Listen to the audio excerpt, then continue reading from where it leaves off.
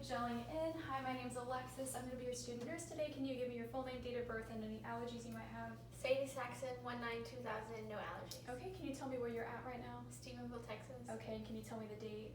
November 30th, 2020. Okay, awesome. If you could stand up, kind of walk to the edge of the room, and then walk back and sit down. Perfect, thank you. Patient has a steady gait. She's alert and oriented ×4. She is sitting with an upright posture. She is able to hear me and speak back to me and respond. She presents with good hygiene. She's in a pleasant and compliant mood. Her heart rate is 62 beats per minute. Her temperature is 98.6. Her respiratory rate is 16, and her blood pressure is 118/82. And so first we're going to start with the integumentary system, the skin assessment. Just observing the skin. Her skin is white with pink undertones. It is cool, it is dry to touch, and it is smooth. She has light hair placement, evenly distributed all the way down to her wrist. There are no scars or lesions or tattoos or macules or papules on her arms, wrist, hands, or upper body. She does have a 4x4 tattoo professionally done on her right shoulder. There is no edema of the upper body. She has good skin integrity. There's no breaks in the skin. There's no thinning of the skin. She has elastic skin turgor. And again, like I said, there's no heat, no edema, no swelling. Skin is smooth with no bumps or rashes. And next we're going to take a look at the fingernails. Her fingernails have a flat contour. They are pink. They have good attachment to the nail beds. They are all symmetrical and consistent in thickness and size. They are all clean. They have been clipped and trimmed evenly with rounded edges. Her capillary refill is immediate and less than 2 seconds. And so next we're going to move down to the lower body. Her skin is white with pink undertones. It is cool and dry to touch. She has light, even hair placement all the way down to her ankle. There's no signs of swelling or edema. She has good skin integrity. There's no breaking of the skin, no thinning. She has elastic skin turgor of the lower legs. Her skin is warm and dry to touch. It is smooth. The surface is smooth with no bumps. Again, no lesions, no macules, no papules, no tattoos, no scars. Her capillary refill of her toes is less than 2 seconds. She does have paint on her toenails, but they appear to be the consistent thickness with her fingernails. They all have good attachment to the nail bed. They are pink, they are clean, and they have all been consistently trimmed with rounded edges. The toenails are all consistent with each other, and the fingernails are all consistent with each other as well. And so that concludes the integumentary assessment. I'm going to gel again. Next, we're going to go ahead and palpate the head, neck, and skull for the head and neck assessment. Just going to lightly palpate the skull and the scalp. So the skull is intact. It is firm with a dome-shaped contour. The scalp is clean. It is intact. There is no dandruff, no pest inhabitants. Her hair is blonde with some brown streaks in it. It is shiny, it is smooth, and it is evenly distributed throughout the scalp. The scalp is in good condition. Next, I'm just going to lightly palpate the facial features. Facial features are intact. They are all bilaterally symmetrical. They are the appropriate size, proportionate to her face. If you could swallow for me. Okay, thank you. So patient is able to swallow. Her thyroid moves midline. It is bilaterally symmetrical. It moves midline when she swallows. Her trachea is also symmetrical. Midline to the neck. Her neck is midline to the shoulders, and her neck and shoulder area is all bilaterally symmetrical. Next, we're going to palpate the lymph nodes. I'm going to move your hair back. We're going to palpate the preauricular, postauricular, tonsillar, submandibular, sublingual, submental, and then the anterior superficial cervical chain. All her lymph nodes were non-palpable and non-tender. Next, if you could bend your neck forward, backwards, and then side to side. Shrug your shoulders. Okay, patient displays full range of motion in her neck and shoulders. And now we're going to go ahead and move on to the nose, mouth, and oropharynx assessment. So just based on observation, her nose, septum, and philtrum are all placed positioned midline in her face. They're all bilaterally symmetrical. They are all intact. Her septum is not deviated. I'm going to take a look up the nose. Okay, can you close off one nostril for me and breathe out? And same with the other one. Okay, so both nostrils are patent. There's no excess discharge. She does have some nasal hair in both noses, but the mucosa is pink and dry. Her lips are smooth. They are bilaterally symmetrical. They are moist. No signs of cyanosis. They're not cracked or dry. I don't have a tongue depressor, so I'm not going to ask her to keep her mouth open the whole time, but if you could open your mouth and say, Okay. Patient has 28 teeth. They are white. They are clean with good hygiene, no signs of halitosis. They are positioned evenly next to each other with the same height, she does have they're all evenly aligned, and she does have a slight overbite. The gums are pink, they're moist, they're smooth, they're bilaterally symmetrical with no lesions or scars. Her buccal mucosa is pink, it is smooth, it is moist. No lesions or scars, it's also bilaterally symmetrical. Like I said, her lips are bilaterally symmetrical. Her hard palate at the top of her mouth is smooth. It is pink, it is moist, it is bilaterally symmetrical with no lesions. The floor of the mouth under the tongue is vascular, it is also pink, it is mobile, it is bilaterally symmetrical, and it is also moist, smooth with no lesions. Her tongue is bilaterally symmetrical, it is mobile, it has an irregular surface, and it is also bilaterally symmetrical. I think I just said that. It's mobile. Her soft palate is smooth, bilaterally symmetrical, pink, and moist with no lesions or scars on it. The uvula is also pink, bilaterally symmetrical, smooth, moist, no signs of swelling or edema. It moves midline when the patient phonated, so it is also mobile. The tonsils located at the back of the mouth, at the top of the throat, 2+ tonsils present. They were pink with a granular surface to them, and they were also moist. And lastly, we're going to assess for TMJ pain. So I'm going to palpate right here. If you could open and close your mouth twice. Okay, thank you. Was there any pain there? No. Okay, patient reports no temporomandibular joint pain, and I wasn't able to palpate any clicking or any irregularities with her joint. She had no limitation of movement when she was opening and closing her mouth. Again, she is able to swallow and has full range of motion in her neck. And so next we're going to go ahead and move on to the ears and auditory assessment. Just going to palpate and observe the ears. They are pink, they are firm, they are intact, they're cool and dry to touch. She has one piercing on her left ear, not on the right ear, but no other scars or lesions on the ear. The ears are 10 degrees from being vertical. The ears are both bilaterally symmetrical, and both ears, the top 1/3 of each ear lines up with the external outer canthus of each eye. There is no discharge from either of the ears. No discharge from either of the ears, and there are no lesions in either of the external auditory canals. And so next we're going to move into, the ears are bilaterally symmetrical, and next we're going to move into the hearing assessment. The ears are positioned on both sides of the head. So first we're going to start off with the Weber test. Let me know when you can no longer hear the noise. No. Okay. So after performing the Weber test, patient was able to hear the noise equally in both ears with no lateralization. Next, we're going to move on to the Rhine test. Let me know when you cannot hear the noise anymore. No. No. Okay, we'll do the same on the other side too. No. No. Okay, after performing the Rhine test, patient was able to hear the sounds in both ears. Air conduction to bone conduction was 2-to-1, bilaterally symmetrical. And so next we're going to do the whisper word test. If you could cover your left ear for me and try and repeat back the words I say. 1, 2, 3, Okay, cover your other ear.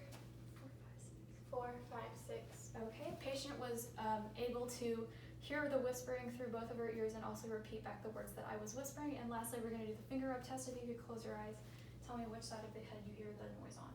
Right. Left. Both. Okay, patient passed the finger rub test. She was able to identify when the noises were coming from her right ear and her left ear, and when the noises were coming from both sides as well. And so lastly, we're going to move into the eyes and visual assessment. Beforehand, we did the Snellen and Rosenbaum chart test. On the Snellen chart, she tested 20/20 vision in her left eye uncorrected and 20/20 vision in her right eye uncorrected for the Snellen chart.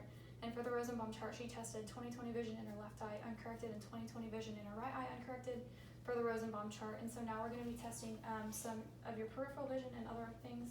So look straight forward and tell me when you can see my fingers. No. Okay. Patient has about 180 degrees peripheral vision, and so next we're going to be testing your extraocular movements.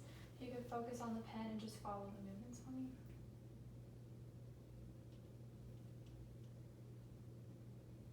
Okay, perfect. Patient's extraocular muscles are intact. Her extraocular movements were smooth with no nystagmus. She was able to follow the pen correctly. Just based on observations, her irises are circular, they are blue. The sclera is white and slightly vascular. The pupils are about 2 millimeters in size. The pupils are bilaterally symmetrical. Her eyes appear appear to be bilaterally symmetrical. Her eyebrows are also bilaterally symmetrical. They arch above and over the eyes. Can you close your eyes for me? Okay, the eyelids completely cover the eyes when she closes them, and they're also bilaterally symmetrical. The eyelashes are bilaterally symmetrical and evenly distributed on the upper and lower eyelid. The upper lashes curve up and out, the lower lashes curve down and out. And next we're going to do some more eye tests. So if you could look right here and look at the wall right behind it, and look right here and wall behind it. Perfect, and if you could look straight forward for me.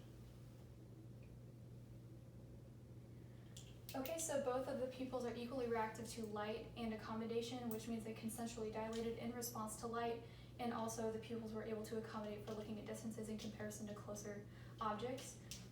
And so we're just going to assess the conjunctiva and the lacrimal puncta. The conjunctivas are both pink and they are clear. The lacrimal punctas are both patent.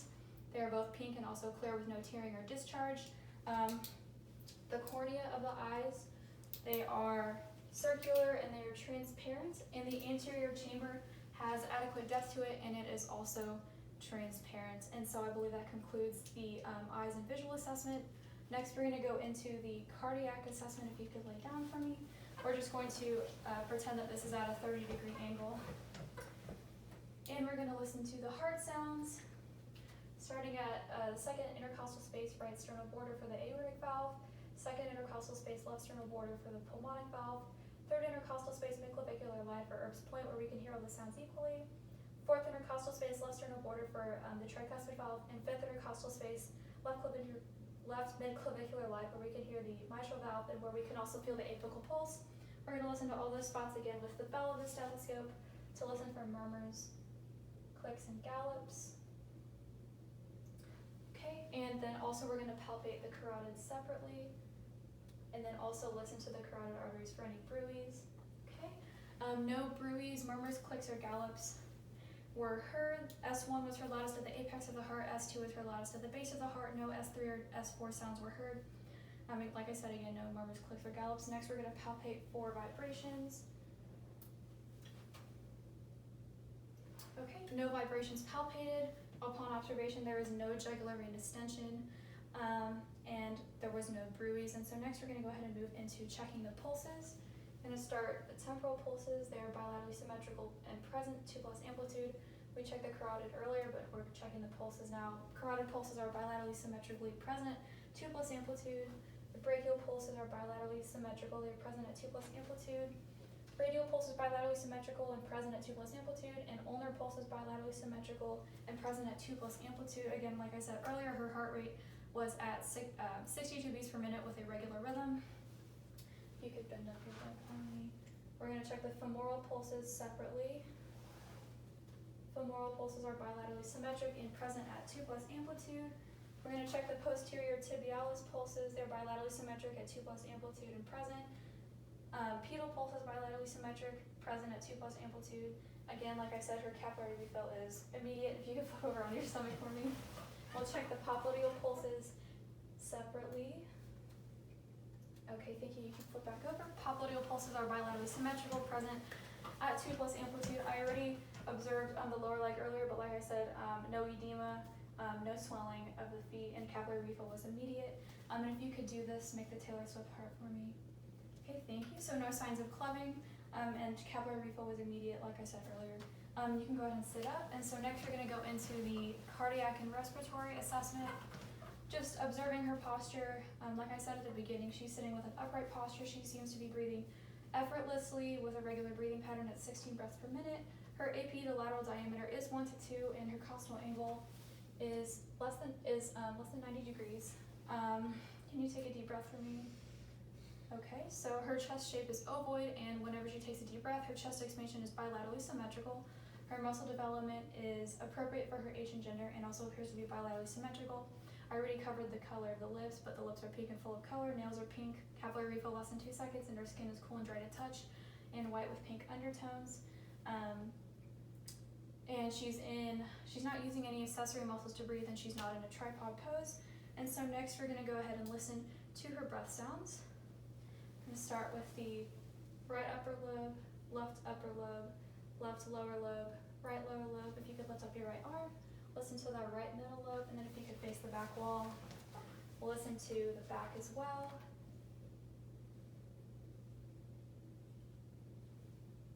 Okay, thank you. So after auscultating the breath sounds, they were clear to auscultation with no adventitious breath sounds. And so next we're going to go ahead and palpate. While I'm palpating, let me know if you feel any pain, okay?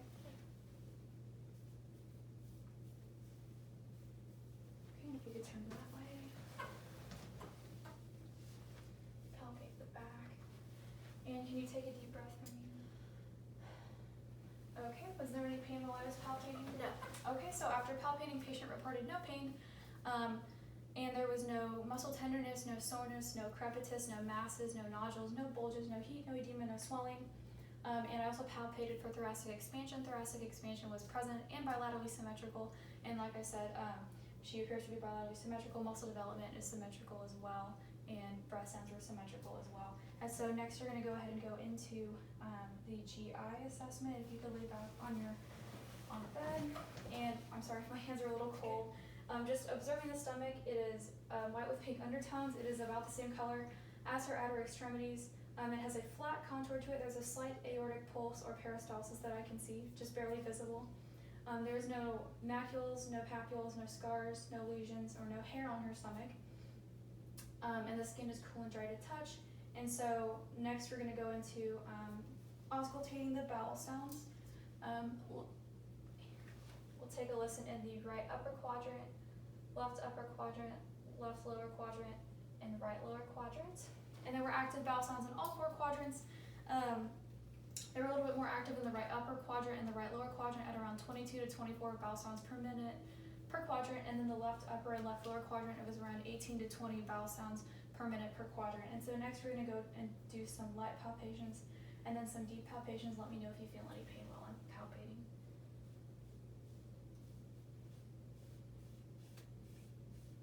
Any pain there? No. Okay, and we're going to do some deeper palpations this time.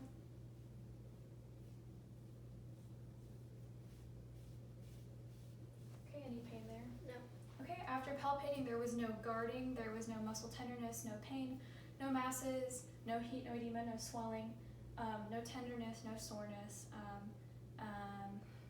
and no irregularities while I was palpating. Lastly, next we're gonna palpate the umbilicus. Again, let me know if there's any pain while I'm palpating.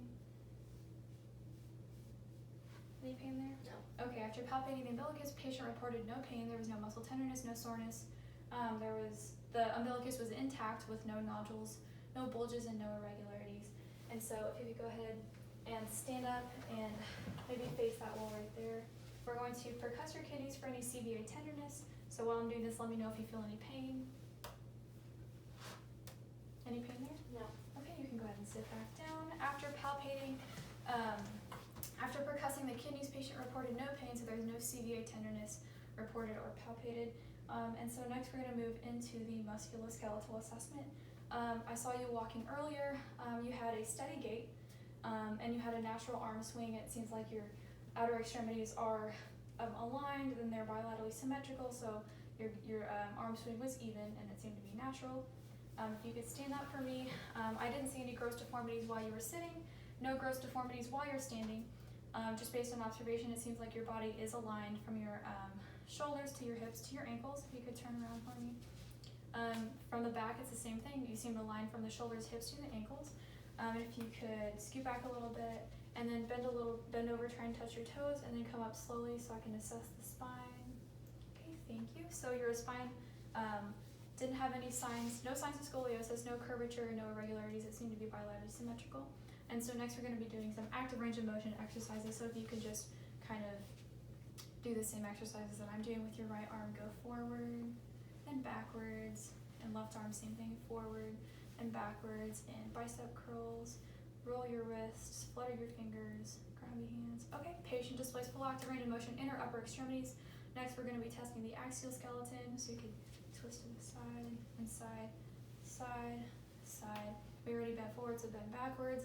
We already displayed full range of motion in neck and shoulders, so patient displays full active range of motion in her axial skeleton.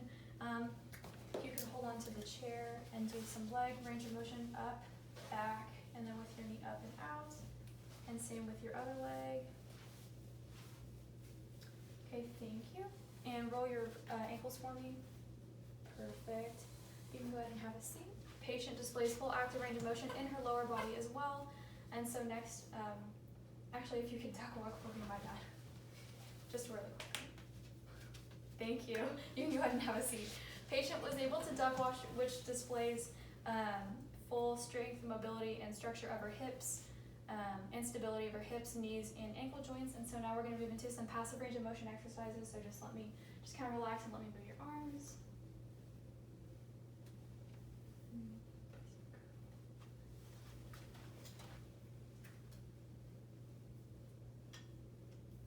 Okay, if you could lay down for me.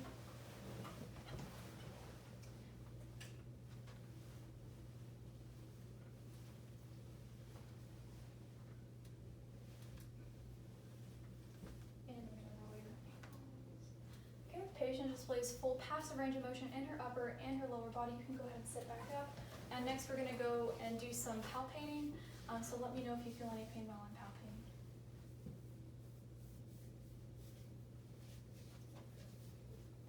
Anything like anything? No. Okay, so patient reports no pain upon palpation. I didn't palpate any muscle tenderness, no muscle soreness, no nodules, no bulges, no heat, no edema, no moisture, no swelling. And so lastly, we're going to test some of your muscle strength. So whenever I put my hands on your hand, just push up against it.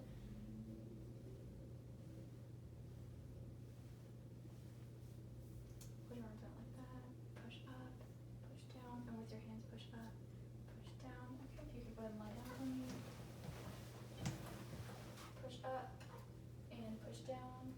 Okay, and push out and push in. Push in, push out, push up and down. Okay, you can go ahead and sit back up. So patient displayed full muscle strength 5x5 contralaterally. Muscle development, like I said earlier, is bilaterally symmetrical throughout her whole body, and the muscle strength seemed to be symmetrical throughout her body as well. Muscle development appropriate for age and gender. And so lastly, we're going to move into the neurologic assessment, and we're going to start with cranial nerve 1. If you could close your eyes and block off one of your nostrils and tell me what this smells like. Peanut butter. Okay, and tell me what this smells like.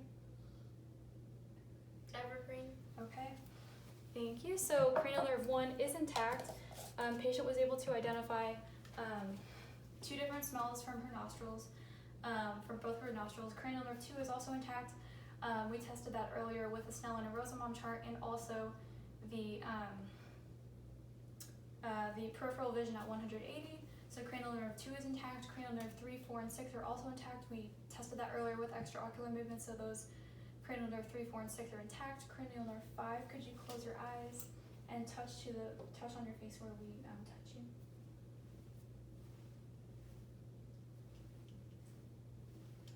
Okay, and try and close your jaw and open your jaw. Oh. There we go. Thank you. So patient's cranial nerve 5 is intact, but she was able to identify touch on her face and also displayed muscle strength in her jaw.